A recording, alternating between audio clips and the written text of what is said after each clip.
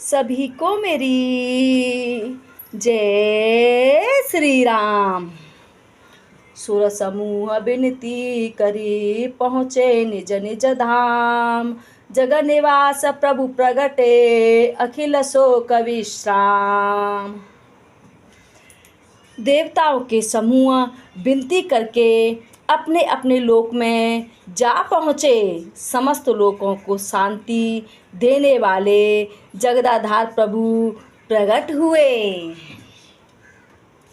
भय प्रगट कृपाला दीन दयाला कौशल्या हितकारी हरसित महतारी मुनि मनहारी अद्भुत रूप विचारी लोचनय विरामा तनुघन श्यामा निज आयुध भुज चारी भूषण वनमाला नयन विशाला शोभा सिंधु खरारी।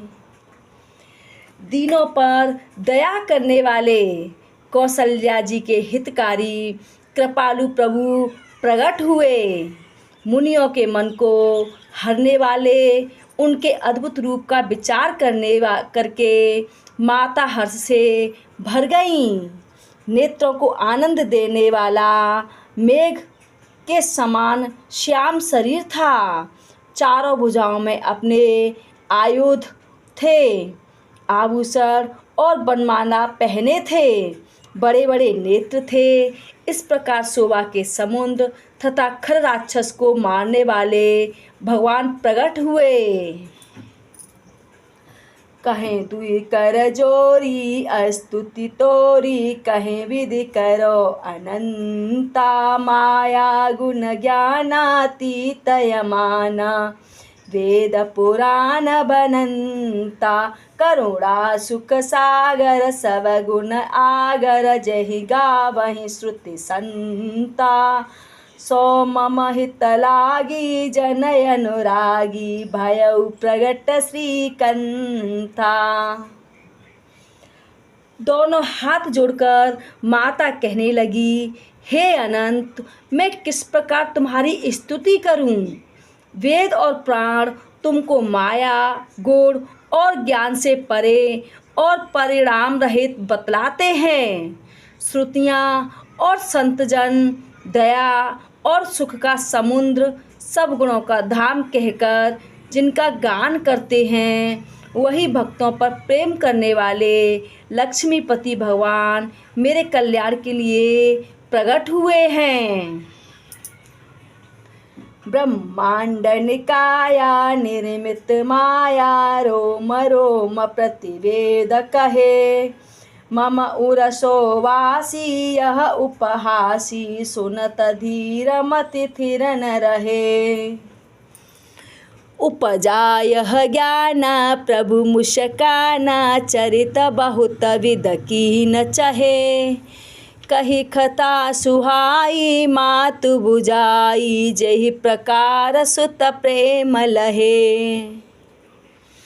वेद कहते हैं कि तुम्हारे प्रत्येक रोम में माया के रचे हुए अनेकों ब्रह्मांडों के समूह भरे हैं।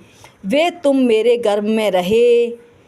इस हंसी की बात के सुनने पर धीर विवेकी पुरुषों की बुद्धि भी स्थिर नहीं रहती। जब माता को ज्ञान उत्पन्न हुआ तब प्रभु मुस्कुराए। वे बहुत प्रकार के चरित्र करना चाहते थे, अतः उन्होंने पूर्व जन्म की सुंदर कथा कहकर माता को समझाया, जिससे उन्हें पुत्र का वात्सल्य प्रेम प्राप्त हुआ, भगवान के प्रति पुत्र भाव हो जाए।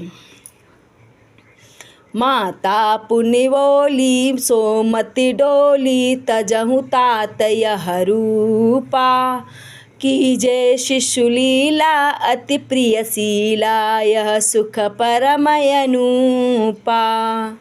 सुनि बचन सुजाना रोद नठाना होई बालक सुरभूपा यह चरित जे गावहि हरिपद पावहि तेन परहि भवकूपा।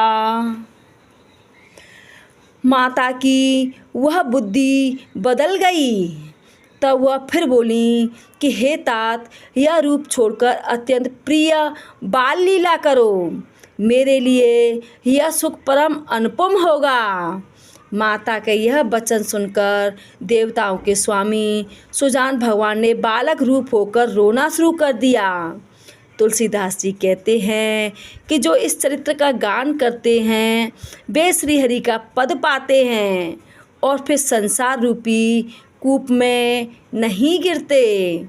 जय श्री राम। कृपया करके वीडियो को लाइक करें, शेयर करें और अगर आप इस चैनल पर नए हैं तो चैनल को सब्सक्राइब करके रामायण के साथ ज़रूर जुड़ें।